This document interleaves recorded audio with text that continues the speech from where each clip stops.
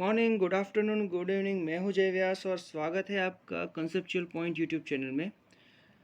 पहले वीडियो में हमने बात की थी कि प्रिफर्ड नंबर क्या है। इससे पहले हमने जो वीडियो बनाया था उसमें हमने बात की थी कि प्रिफर्ड नंबर क्या है, प्रिफर्ड नंबर की सीरीज़ क्या है, ठीक है, स्टैंडर्डाइजेशन क्यों इस्तेमाल किया जाता है और स्टैंडर्डाइजेशन और प्रिफर्ड नंबर दोनों इंटरलिंक कैसे है, ठीक है। फिर बाद में हमने बात की थी कि जियोमेट्रिक प्रोग्रेशन क्या है। उसके लिए हमने एक सीरीज़ बनाई थी 2, 4, 8, 16, 32, ठीक है। इसके हिसाब से हमने मल्टीप्लिकेशन फैक्टर फाइंड किया था कि मल्टीप्लिकेशन फैक्टर होता क्या है। ये अगर सोचता है कि सर इसके लिए हमने जियोमेट्रिक प्रोग्रेशन का ही इस्तेमाल क्यों किया, मतलब सिर्फ जियोमेट्रिक प्रोग्रेशन के इस्तेमाल से ही ये सीरीज़ क्यों बनाई गई, तो आप जान लीजिए कि ये जो जियोमेट्रिक प्रोग्रेशन है वो बहुत ही इफ़िशिएंटली सभी रेंज को कवर कर लेगा। 4 चाहिए, 8 चाहिए, 16 चाहिए, 32 चाहिए, माने मतलब 2 से 32 के बीच में मान लीजिए आपको 4 से 5 साइज़ेस चाहिए, ठीक है। तो सभी इसके अंदर कवर हो जाती है, मतलब कस्टमर सेटिस्फेक्शन इस सीरीज़ से बहुत ही ज़्यादा मिल सकता है और आपकी सभी रेंज इसके अंदर कवर हो जाती है। इसीलिए हमने प्रिफर्ड नंबर में जियोमेट्रिक प्रोग्रेशन का इस्तेमाल किया। तो ये तो बात रही जियोमेट्रिक प्रोग्रेशन की और बेसिक सा नंबर, मतलब बेसिक सी बातें हमने की कि प्रिफर्ड नंबर क्या होता है। आज की इस वीडियो में हम बात करेंगे कि प्रिफर्ड नंबर में दो तरीके की सीरीज़ होती है। प्रिफर्ड नंबर में दो तरीके की सीरीज़ होती है। पहली तो होती है बेसिक सीरीज़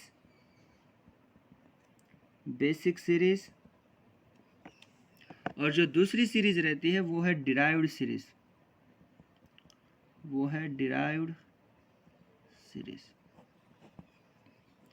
एक होती है बेसिक सीरीज़ और एक होती है डिराइव्ड सीरीज़। तो हमने पिछले वीडियो में एग्जांपल लिया था 2, 4, 8, 16, 32।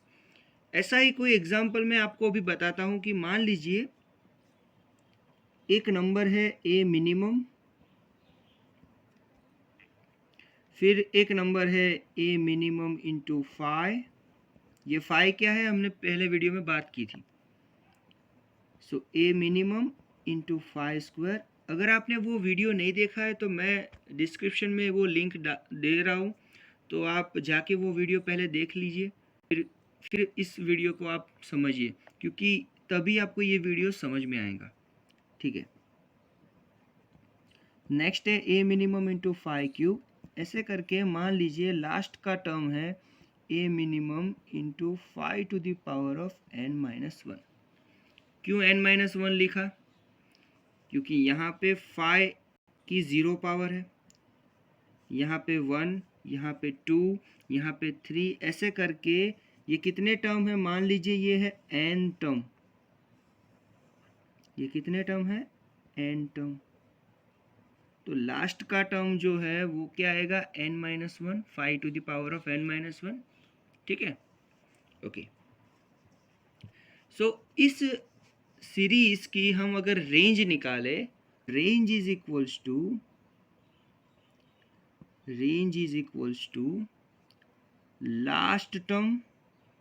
Last term divided by first term, last term divided by first term. अभी आप देखो लास्ट टर्म क्या है, this a minimum into 5 to the power of n-1 divided by what is our first term। First term क्या है, a minimum into 5 to the power of 0। 5 to the power of 0 में ना लिखूँ तो भी चलेगा, ठीक है। सो मैं सिर्फ a minimum लिखता हूँ। तो अभी आप देखोगे a minimum कैंसल आउट, आपका आंसर क्या आया, 5 to the power of n-1। Range को मैं r से डिनोट करता हूँ, सो मैं यहाँ पे r लिख देता हूँ। So r is equals to 5 to the power of n-1।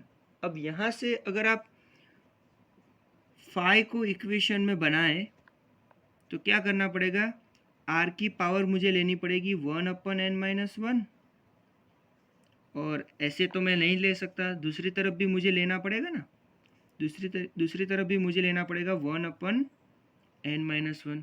So n-1 यहाँ से कट हो जाएगा, आंसर क्या आया 5, और r⁻⁴ 1/n-1 मैं यहाँ पे लिख देता हूँ। तो ये हमारा रेशियो बन गया 5। 5 is equals to what? 5 is equals to r। r means last term divided by first term to the power of 1/n-1। किसकी वैल्यू है ये? 5 की वैल्यू है, स्टेप साइज की, या फिर इसको बोलते हैं मल्टीप्लिकेशन फैक्टर की वैल्यू है ये। तो अभी मैं एग्जाम्पल के थ्रू आपको बताता हूँ कि हमने ये सब फाइंड क्यों किया। तो मान लीजिए आपको दिया गया है कि फर्स्ट जो है वो है n1 है मान लीजिए 100, और n6 है हमारा वो है 1000। ठीक है, n1 है 100, n6 है 1000। इसके बीच में मतलब इसको इंक्लूड करके मुझे 6 स्पीड चाहिए, मुझे 6 स्पीड चाहिए। ठीक है, तो आपको इसके बीच में मतलब 100 से 1000 के बीच में आपको टोटल 6 स्पीड चाहिए। तो आप कैसे फाइंड करोगे? 100 के बाद क्या आएगा, उसके बाद क्या आएगा, उसके बाद क्या आएगा, ये आप कैसे फाइंड करोगे? तो अभी वही हम देखते हैं कि हमारे पास लास्ट टर्म और फर्स्ट टर्म मालूम है। हमारे पास क्या है, ये जो हमारा है 100 वो है हमारा फर्स्ट टर्म, FT में इसको लिखता हूँ, और ये है हमारा लास्ट टर्म। ये दोनों वैल्यूज़ हैं हमारे पास। सो इसके हिसाब से हम R फाइंड कर सकते हैं, रेंज फाइंड कर सकते हैं। So range is equals to last term यानी कि 1000 डिवाइडेड बाय फर्स्ट टर्म यानी कि 100। सो यहाँ पे आंसर मिल गया हमें 10 मिल गया। और अगर मैं 5 की वैल्यू निकालूं तो 5 is equals to what? Range to the power of 1/n-1। ये हमने पहले पढ़ ही लिया है। ठीक है, तो यहाँ पे आप देखो कि r इज इक्वल्स टू 10 मिल गया हमें। So 10 to the power of 1/n-1। जो n क्या है? n हमारी टोटल नंबर ऑफ स्पीड है। कितनी स्पीड चाहिए हमें? टोटल 6 स्पीड चाहिए। सो यहाँ पे मैं लिख देता हूँ 1/6 - 1। सो आंसर क्या आया? 10 टू दी पावर ऑफ 1/5। तो बहुत ही इंटरेस्टिंग टॉपिक है ये। जो 10 टू दी पावर ऑफ 1/5 है, ये है R5 सीरीज़। ये क्या है?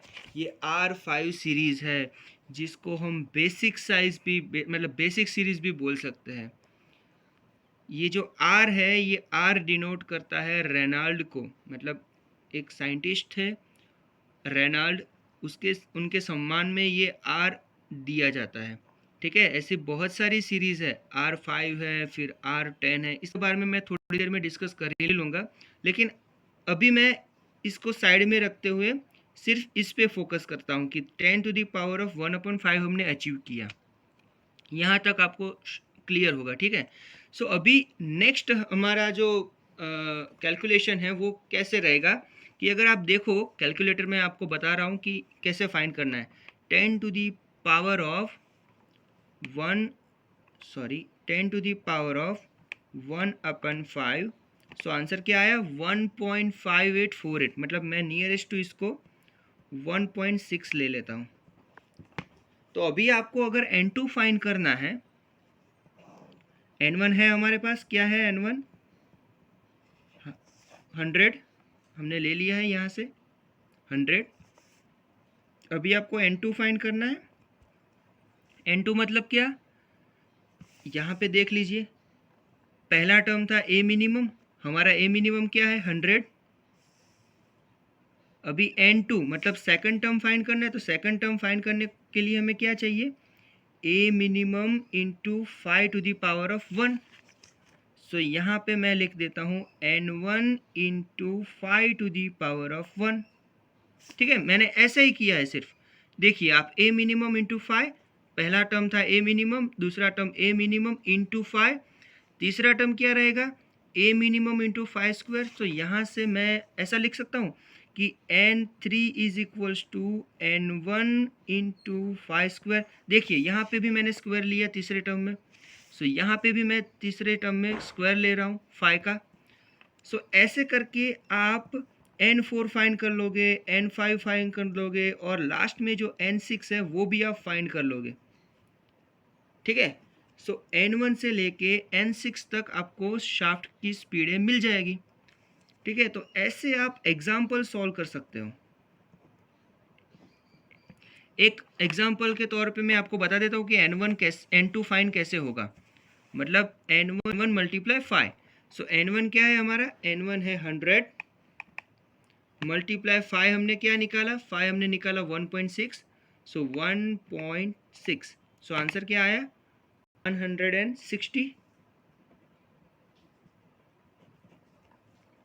160 ऐसे करके आप सभी स्पीडें फाइंड करेंगे, लेकिन लास्ट की जो स्पीड है, लास्ट जो टर्म आएगा वो आपका क्या आएगा 1000। अगर ये टर्म आ गया n6, मतलब n6 का आंसर अगर आपने 1000 अचीव कर लिया तो आपका एग्जाम्पल राइट है। ठीक है, सो अभी मैं क्विकली आपको बता देता हूँ कि सीरीज किस किस प्रकार की होती है।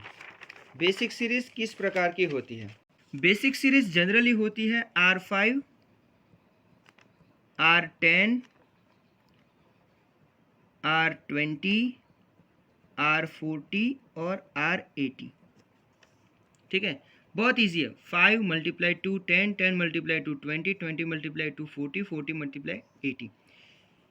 इसका मीनिंग क्या है, अगर आप 10 से 100 के बीच में या फिर 100 से 1000 के बीच में अगर आप जा रहे हो तो इसके बीच में कितना नंबर आएगा, 10 से 100 के बीच में कितना नंबर आएगा, तो इसके बीच में 6 स्पीड अवेलेबल होगी। कितनी स्पीड अवेलेबल होगी 6 स्पीड। या फिर अगर आप डायमेंशन या फिर डायमीटर में बात कर रहे हो तो यहाँ पे 6 डायमीटर 10 से 100 के बीच में होंगे, तो इसको हम बोलेंगे R5 सीरीज। सो R इंटू जितनी भी स्पीड है या फिर जितना भी डायमेंशन है n-1 करके ये सीरीज बनाई गई है। तो R5 के अंदर 6 शाफ्ट स्पीड या फिर 6 डायमेंशन अवेलेबल होंगे। इसको हम डिनोट करते हैं 10 टू दी पावर ऑफ 1/5 से। R5 है सो 1/5 से। R10 के अंदर 11 स्पीड या फिर 11 डायमेंशन अवेलेबल होंगे इसके बीच में, 10 से 100 के बीच में। ठीक है, इसको हम डिनोट करते हैं 10 टू दी पावर ऑफ 1/10 से। इसको हमने, ये क्या है, ये हमारा 5 है, स्टेप रेशियो है। ठीक है, ये हमारा क्या है 5 है। जो यहाँ पे हमने काउंट किया था ना कि 5 कैसे डिनोट किया जाता है, मतलब 5 को कैसे हम बनाते हैं। ये देखिए आप, 5 की वैल्यू हमने निकाली थी कि 10 टू दी पावर ऑफ 1/5, इसको हम बोलेंगे R5। सो इसी तरीके से हम आगे बढ़ रहे हैं। R20 मतलब इसके अंदर 21 वैल्यू होंगी, so 10 to the power of 1/20। Similarly इसके अंदर 41 वैल्यूज़ रहेगी 10 से लेके 100 के बीच में। ठीक है, 10 आएगा, फिर कोई मान लीजिए 15 आया, फिर 13, फिर 17 आया, फिर 19 आया, ऐसे करके इसके बीच में कितनी वैल्यूज़ रहेगी R40 के अंदर 41 वैल्यू रहेगी। ये मैंने फिक्स नहीं बताया कि इतना ही आंसर आएगा, मतलब आपको समझाने के लिए मैंने आपको बताया कि मतलब ऐसा फिक्स नहीं है कि इसके बाद यही आएगा। मैंने कोई कैलकुलेशन नहीं किया है, मैंने सिर्फ आपको बताया है कि क्या है। फिर इसको हमें स्टेप साइज में निकालना है तो 1/40। इसके अंदर 81 वैल्यूज़ रहेगी और इसका स्टेप साइज है 1/80। अगर आप कैलकुलेटर में इसकी कैलकुलेशन करें तो आंसर क्या आएगा, ये तो हमने फाइंड कर ही लिया है 1.6। इसका आंसर अभी आप देखो 10 to the power of 1/10, answer 1.26 कर ऐसे करके आप सभी की वैल्यूज़ फाइंड कर सकते हो। सो डिराइव सीरीज जो है वो भी ऐसी तरीके से ही बनती है, इस तरीके से ही बनती है, लेकिन R5, R10, R20, R40, R80 को हम स्टैंडर्ड या फिर बेसिक सीरीज बोलते हैं। और अगर ऐसी वैल्यूज़ नहीं है, मान लीजिए कि R6 है या फिर R8 है, तो ऐसी कोई बेसिक सीरीज़ नहीं है, इसीलिए हम इसको बोलते हैं डिराइव सीरीज़। ठीक है, सो डिराइव सीरीज़ भी ऐसे ही फाइंड की जाती है। So thank you so much for watching this video. मिलते हैं नेक्स्ट वीडियो में।